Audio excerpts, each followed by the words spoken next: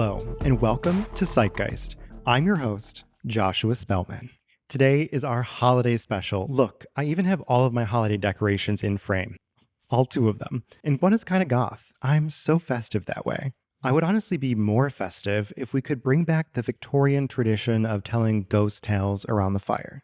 So I thought, I have a fire. Let's do it here. Finding a Christmas ghost story is much harder than you'd think. I know that it is pure evil, but I wanted to illustrate a point, so bear with me. In my hunt for a haunt, I ended up asking ChatGPT just to see what this impish techno-ghoul would do. And I was promptly reminded of why, aside from all of the ethical implications, I don't use it. And you shouldn't either. Despite making my prompt very clear that I needed a holiday or winter-related ghost story that had some source of historic or cultural origin, meaning not something generated purely by the LLM, everything it gave me was hallucinated. But the most concerning part was that it was presented to me as if it was real. Some stories it gave me, I would go off to research and come back empty-handed. When asked to provide sources, it would cite them and provide links, but it gave me fake books and article titles, and some of the links would just be dead links to nowhere. It wasn't all the sources that were faked, but it was enough that if you're using this and you don't actually go and look at the things it's telling you, a lot of them aren't real. When I called it out on all the fake stories and sources it gave me, it essentially said, "Sorry, I know you only want real folklore and stories, but finding historic ghost stories with holiday ties is really hard, and I just wanted to make you happy." Girl, if I wanted a sycophantic sub, I would look in my DM requests. But also, besides that, ChatGPT cannot do historic research. It can give you places to start or lie to you, but it will never replace archivists in what we do. AI is awful and terrible, but it reminds me that despite all its flaws, humanity is a beautiful thing. And lucky for me, I have an ooey gooey human brain that I use to start researching human-written sources. And I happened upon today's story by complete accident while looking into some Victorian ice skating ghosts in Central Park that had no Christmas ties whatsoever. So sit back, grab some hot cocoa or eggnog or whiskey, and let's learn about the alleged history of the ghosts beneath the ice at Lake Jean. It was Christmas Eve in northeastern Pennsylvania, and a light blanket of snow had been delicately draped over the glens. A small cabin on the shore of Mud Pond glowed with warm light as puffs of smoke emanated from its chimney. It was like something out of a Kincaid painting, an idyllic Christmas landscape. Inside the cabin lived the Getz family, German immigrants, a mother, father, and a boy of 9. They carved a life from the wild and lived off the land, which at this point was nothing but untouched forest, not yet ravaged by the logging industry, and long before it would be called Ricketts Glen State Park. Tonight, it was only forest, pond, and the promise of magic. Though the woods and water were silent, muffled laughter rose like music through the snow-covered glass of the Getz cabin. Inside was full of merrymaking as the family exchanged their Christmas gifts. "Here you are," the mother said, handing a box wrapped with large red ribbon to her 9-year-old boy. "I hope you love it," she said, knowing full well it would be the highlight of his life. "Thank you, Mama," he said before anxiously tearing away the wrapping, throwing the lid off the box behind him with childish glee. He lit up and sparkled when the glint of what was inside caught his eyes. Mouth agape, the energetic boy was stunned to silence, rendered mute by his excitement. He managed to eke out a small thank you as he pulled 2 brand new ice skates from the box. It was all he wanted. Every day since the snow began to fall, he longingly looked over the pond, wishing to be able to skate on its frozen waters. And now he could. What a perfect Christmas. He immediately began to wedge his tiny feet into the skates. "Now, son," his father said, "I'm afraid the ice is too thin at present. You'll have to wait a few more days before you can go out into the pond." The boy sighed and let out a small squeal of frustration. "But father," he pleaded. But the boy knew his begging wouldn't change a thing. And his father was right. While the shallows of the pond were solid, The deeper parts had not yet frozen thick enough. Resigning himself to defeat, the boy reluctantly placed the skates beneath the tree to be used when his parents deemed the pond safe. However, the boy couldn't rip his attention from the skates. All throughout their dinner and into dessert, he couldn't stop his gaze from drifting over to them, and then out to the window, to the pond outside. Eventually, the family retired for the night. The mother tucked in her precious baby boy, wished him a Merry Christmas, and kissed him on the forehead. Laying in his bed, the boy could still see the skates under the tree until his mother blew out the candles. In the dark, the boy tossed and turned all night, unable to quiet his excited mind. At some unknown hour, the boy rolled over in bed and looked towards the tree. The light of the full moon outside cascaded through the frosty windows and caught the blade of the skates. The glint shone in his eyes, and it was as if the skates called to him, as if the reflection of the silver blades in the icy sheen of moonlight had hypnotized him. Transfixed, the boy carefully crept out of bed. He checked to make sure his parents were asleep, quietly slipped on his jacket and gloves, and tied the skates to his feet. As silently as he could, he snuck out the front door and gently shut it behind him. He was immediately met with the silence of winter. No longer could he hear the crackling of the fire or the gentle snores of his parents. It was serene. He looked out over Mud Pond, the full moon shining like a spotlight reflecting off the ice. Filled with anticipation, he rushed towards the pond, snow crunching beneath his feet. Just one little skate. His parents will never know. And he'll be careful. He wouldn't go into the middle of the pond. He just wanted to test out the skates. He knew that the edges were safe and solid, and even if they weren't, it was less than a foot deep at the shore. He put his right foot out onto the ice, and then his left. He found his balance and began to stride. The brand new skates cut into the ice like butter. It felt like he was gliding on air. Left foot, right foot, left foot. As his pace quickened, the cold December air nipped at his cheeks. It was exhilarating. He felt like he was flying. The silence of the night was filled by the gentle scraping of the skates, and then its symphony was joined by another sound. What was that? The boy stopped on the ice. As the slicing echoes of his skates fell, he could hear it better. A sharp sound, but somehow dull at the same time. As he looked around, his heart caught in his throat. He realized that in his excitement he had skated further than he anticipated. He found himself in the center of the pond. And that sound? He looked down and saw it. Tiny fractures spreading beneath his feet like frigid lightning. His heartbeat quickened, and he began to slowly step back. Right foot, left foot, right foot. If he was careful enough, he could make it back to the shallows. Right foot, left foot, right. Like a maw, the ice opened and swallowed him with teeth like frozen knives. Tiny fingers scrambling at the breaking ice, every piece a blade snapping under the trembling hands of a frightened child. His lungs burned. His throat could barely make a sound. And then it did. A scream. Raw, animal, terrified. It was something so primal, his base animal instinct for survival, that he wasn't even aware of the noises he was making.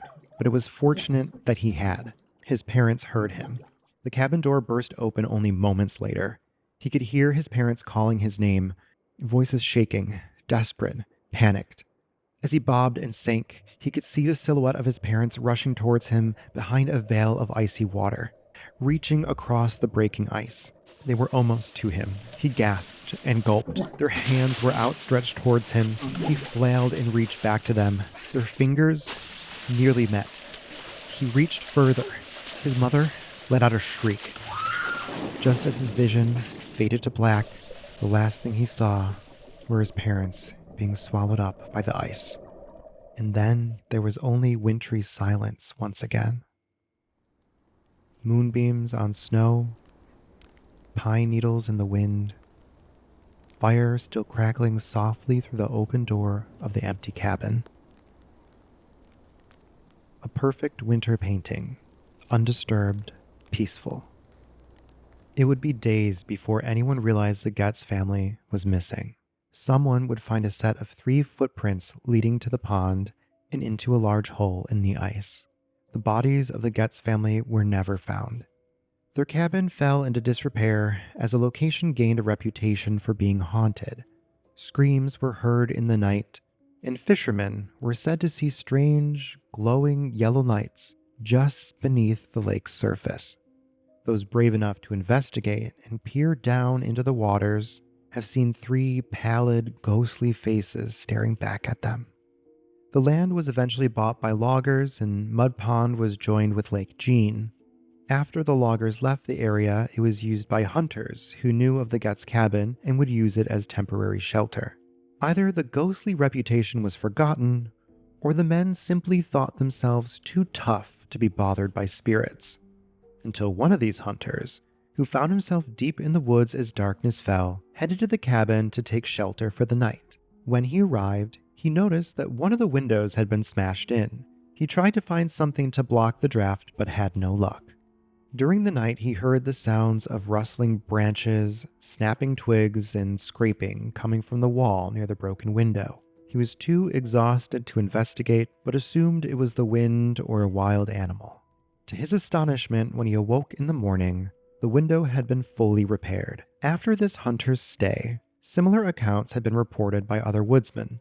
Those who stayed at the cabin would find that their dishes had been done and cleaned for them, and things they moved would be put back in their places. And they said they could hear foreign-sounding voices outside the cabin and in the woods. Eventually, the Getz cabin was torn down, and the land became part of Ricketts Glen State Park's outer camping loop. Some thought that the removal of the cabin would quell the hauntings, but to this day, visitors report foreign voices outside their tents, sometimes hands, are even pressed or slapped against them. But when campers rush outside, they're confronted by nothing but darkness. The eerie lights still shine on the lake in winter, where the Getz family lost their lives. A grim reminder of the tragedy that occurred there on Christmas Eve, so many years ago. Ugh, the perfect holiday tale. 3 ghostly faces staring at you from beneath the ice. It's chilling. I'll see myself out. This was definitely an interesting story to research, and in doing so, I came across some other bits of folklore for Ricketts Glen State Park, which I'll get to in a little bit. For now, I want to focus on our holiday haunt, because I love the holidays.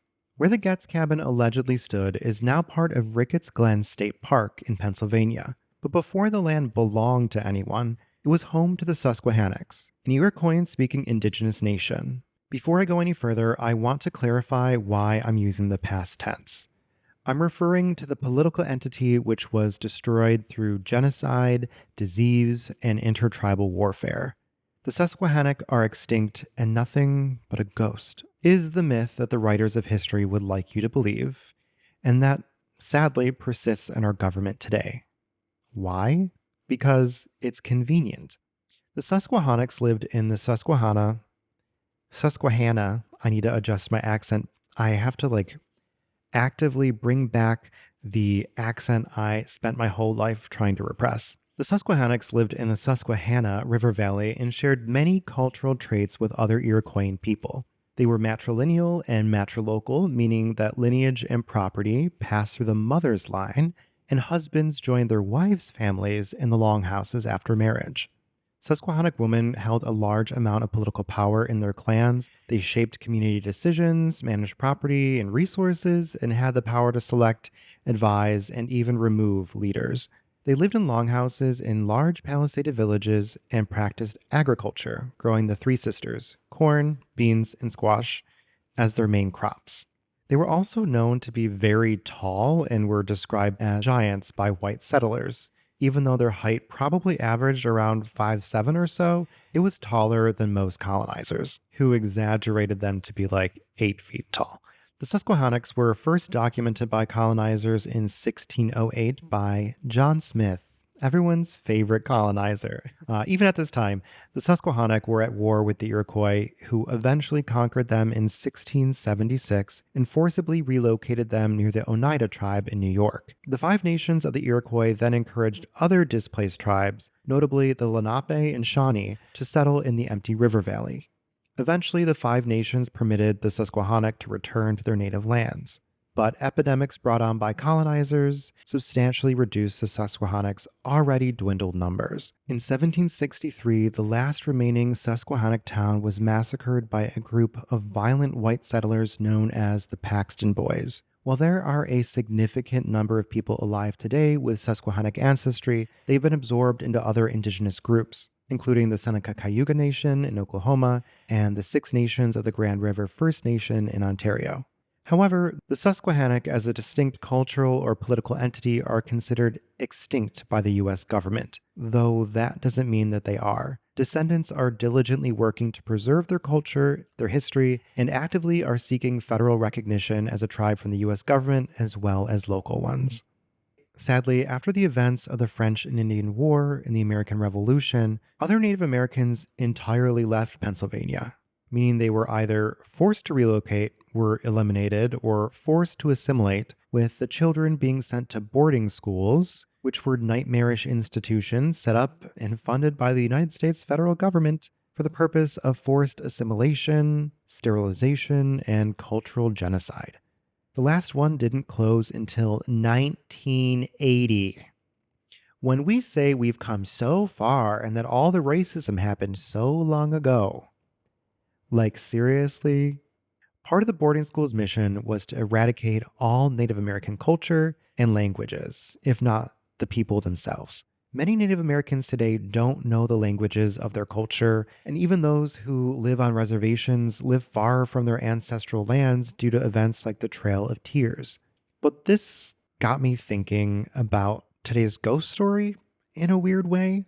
In reports of ghostly encounters, there's this repeated mention of foreign-sounding voices, and that's not my phrasing, it's a weird way to put it, that are heard around Ricketts Glen State Park. It's attributed to the Getzes being German, but I'm more inclined to believe that these foreign-sounding voices would be those of the Susquehannock people, if only because of the immense suffering inflicted on them and the simple fact that they were real, and we know that they lived there, which cannot confidently be said of the Getz family.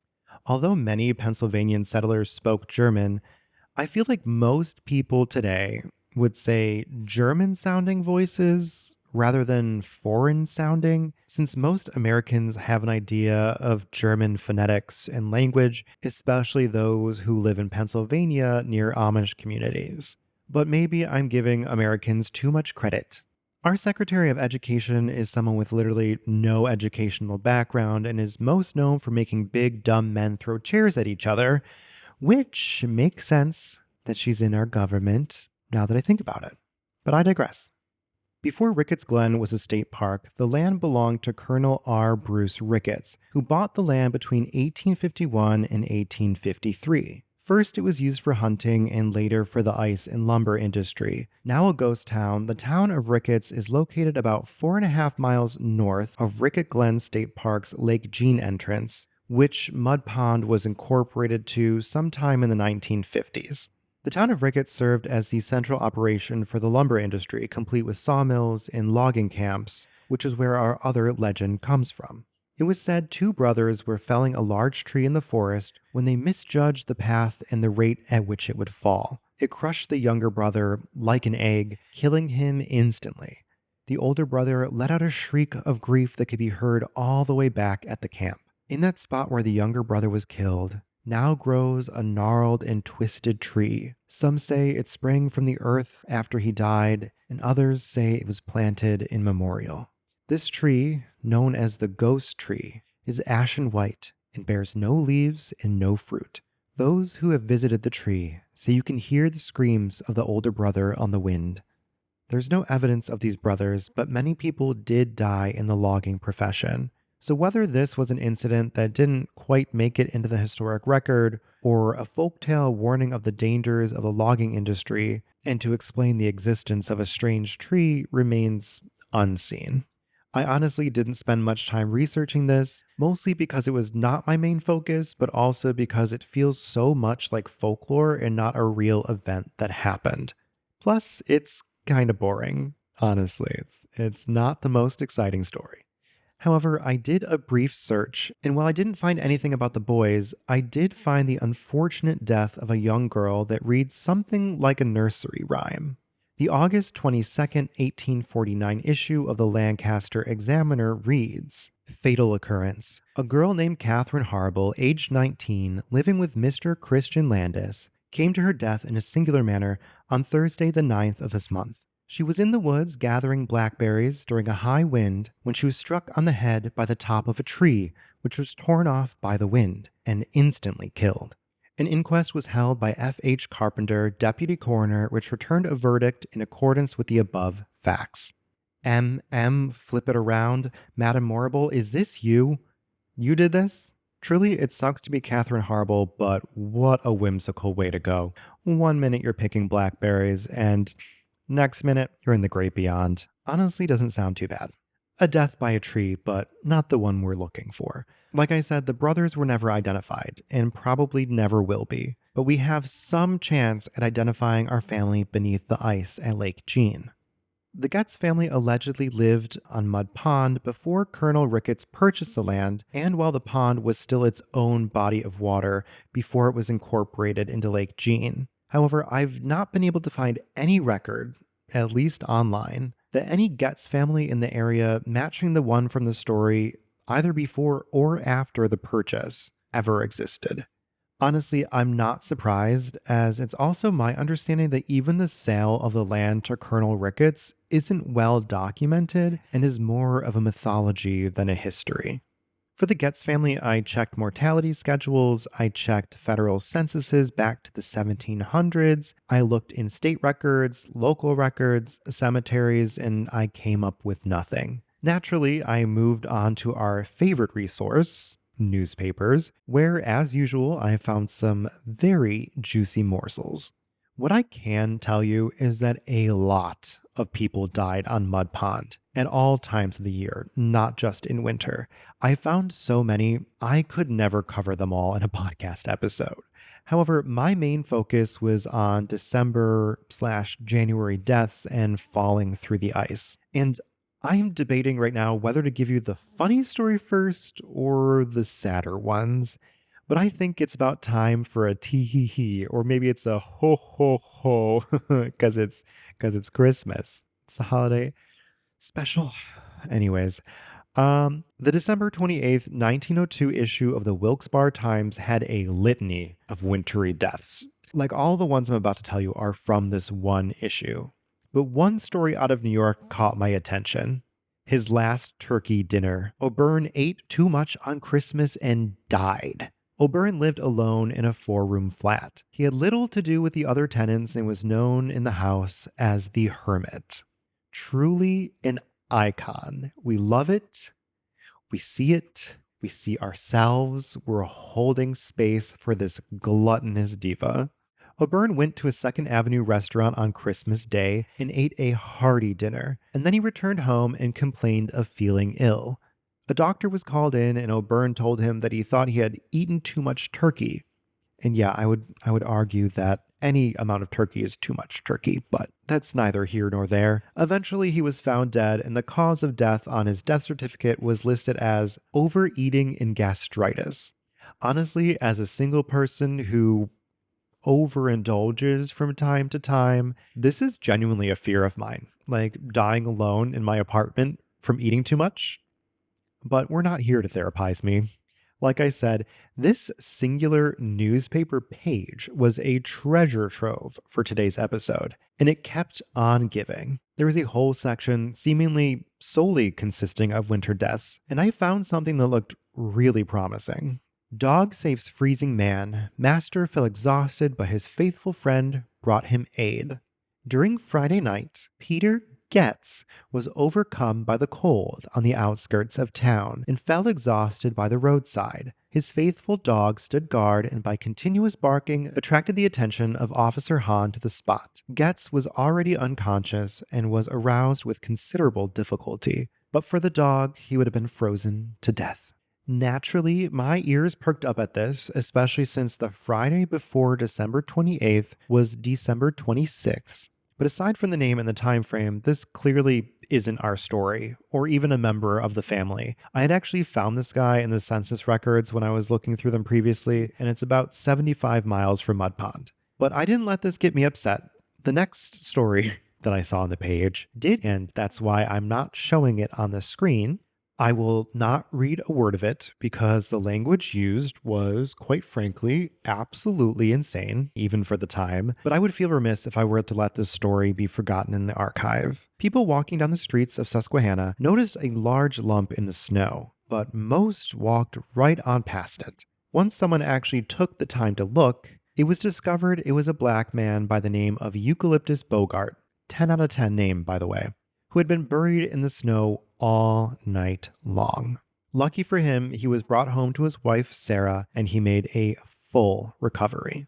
Sadly, an old man in Allentown could not say the same. The story right below Eucalyptus's tells of a 70-year-old man known to be a hermit, Herman Greenawettle, also a bangin' name, who was found frozen to death in the woods by his house.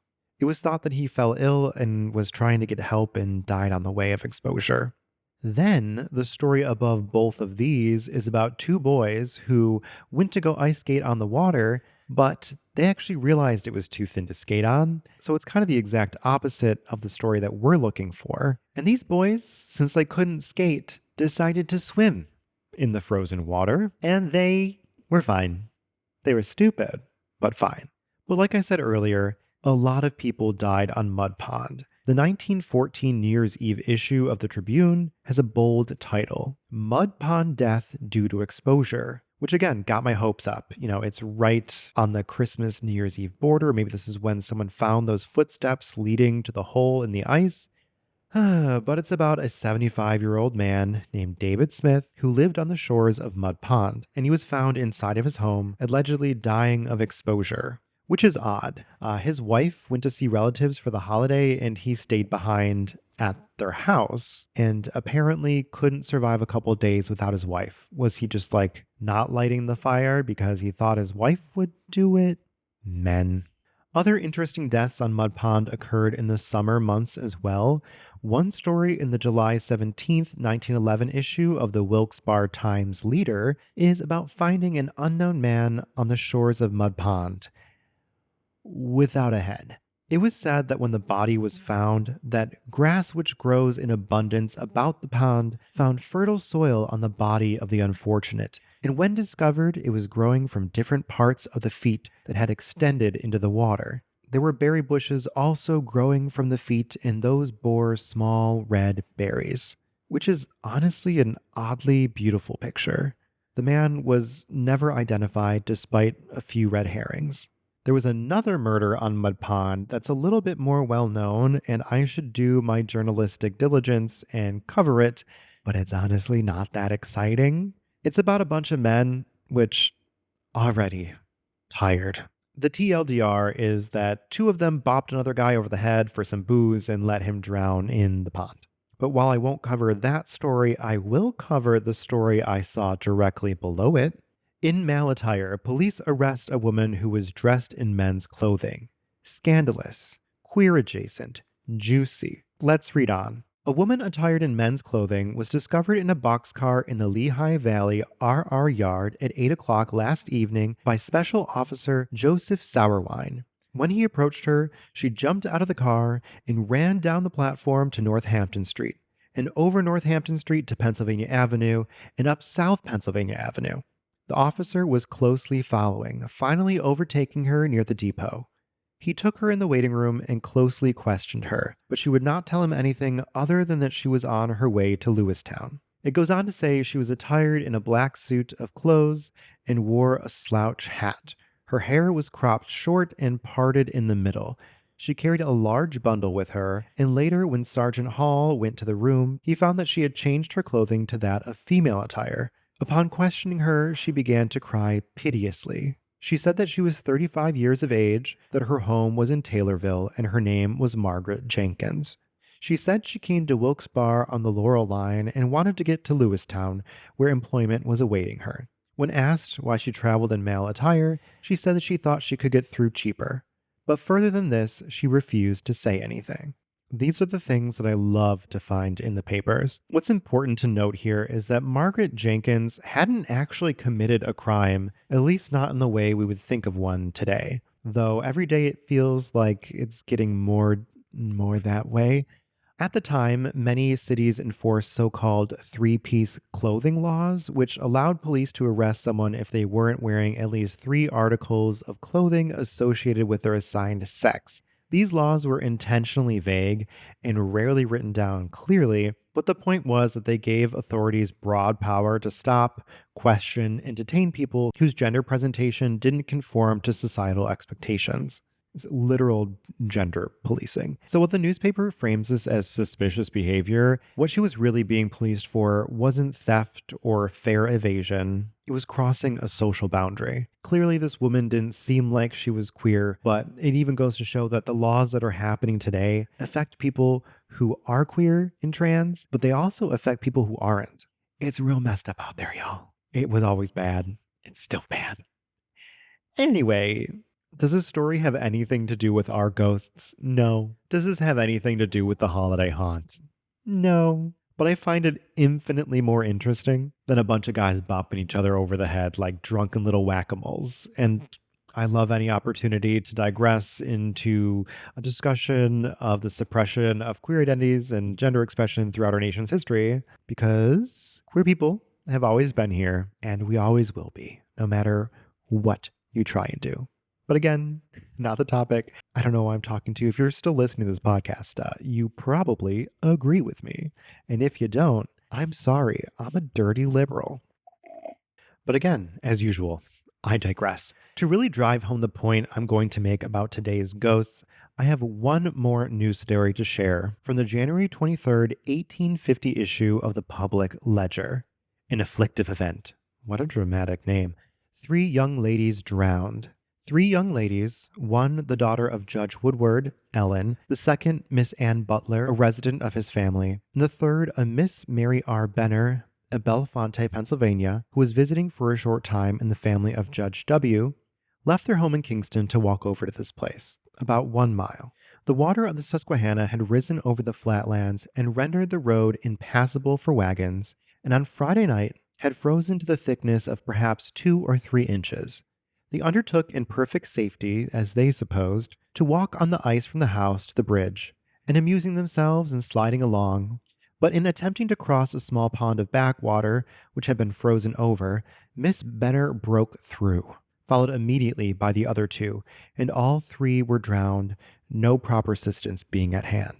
The alarm was given by one of 2 little girls who accompanied them to some citizens of Kingston who hastened to the spot, a shawl upon the ice designating it to them.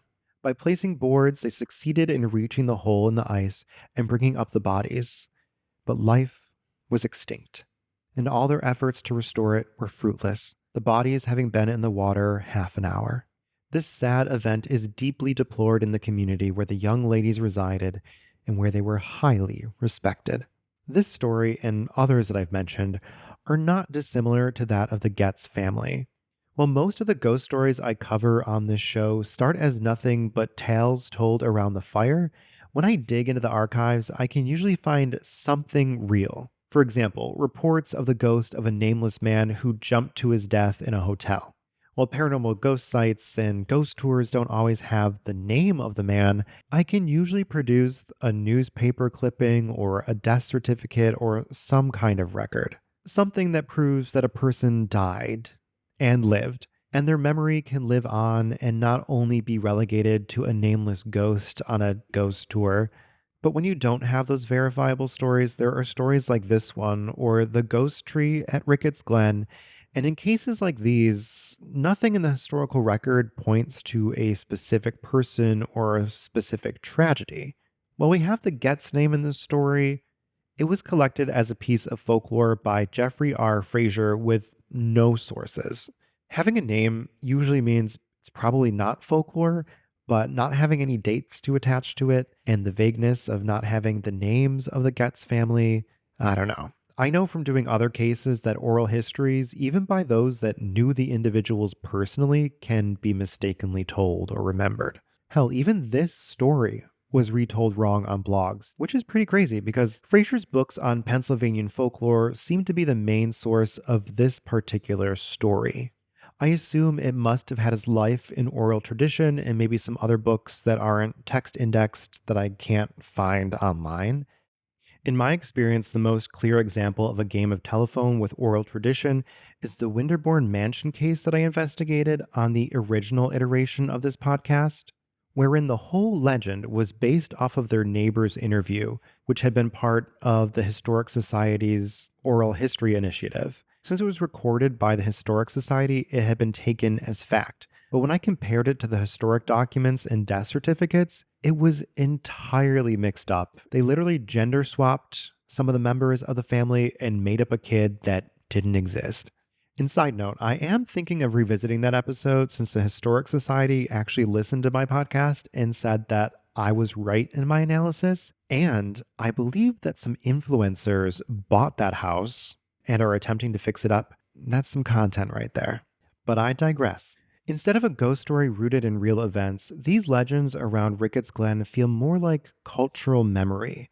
Stories that grow out of a community's fears, the landscape in which they live, and the real dangers of the time. The ghost tree draws on the very real and very deadly logging accidents in the area where young boys died on the job. Similar events likely unfolded, and maybe the story was a retelling of a real event at one point, but it quickly changed into a magical tale to explain a strange formation in the forest. The story of the Getz family's untimely Christmas death echoes the drownings that happened on Mud Pond and other bodies of water in the winter, and it serves as more of a warning. The Getz tale is also tied a little too neatly in a Christmas ribbon. It seems a little produced. The setting, the after school special lesson that you should heed your parents' advice, and the ghostly piece to scare kids senseless. Instead of remembering one specific event, they remember a pattern, a type of loss, or a danger, or a lesson. And sometimes they may even start from a real event, as it's likely the Getz story did, but they get retold so many times that the details warp. Events are embellished for dramatic effect or to fit a particular narrative, and they shift until the story no longer resembles whatever actually happened. In other words, some ghost stories come from real, remembered, and traceable people or events, and some come from the stories of survival that are stitched into the fabric of a community in order to make sense of its past and to preserve its future. From an archival perspective, I can't attach the Christmas legend to a documented family or event. But archives can only tell us part of the story. They have biases, they have gaps, just like people. But what really lives on is how people continue to experience a story or a place. Even when a ghost can't be verified in the historical record, that doesn't mean that people don't have experiences. Now, whether that's because ghosts roam the earthly plane, or simply because of the primal unease conjured by a dark forest, is almost kind of irrelevant. An experience is an experience. Even if I don't believe in it, I can't take that away from you. That belongs to the person who lived it. And for example, one motorcyclist describes his experience near Lake Jean. Was just there tonight around 3 a.m. on my motorcycle. Stopped on the small bridge in the center of Lake Jean with the little wooden fencing. Completely blackout with velvet black water and silent minus the sounds of the waterfalls in the background. I saw a white figure standing on the non-drained portion of the lake that looked to me very distinctly like a woman in a wedding dress. I stayed there for a while to have a cigarette, but left halfway through because I heard a few wolves howl not too far away and took that as my cue to bail. Before leaving, I shined my headlight on the spot with the figure, thinking it must be something in the water, but nothing was there.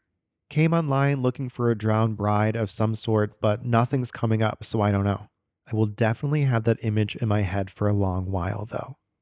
Whether they saw a ghost or whether it was a trick of the light, an animal, a piece of driftwood, or their mind filling in the gaps at a place already heavy with history and a spooky atmosphere.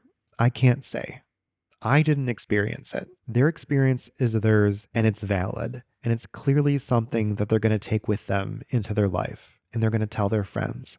And who knows, maybe this will become a new legend of Lake Jean. Places like Ricketts Glen continue to inspire stories of ghosts and the paranormal, even when the stories attached to them cannot be verified. Humans are storytellers, regardless of culture.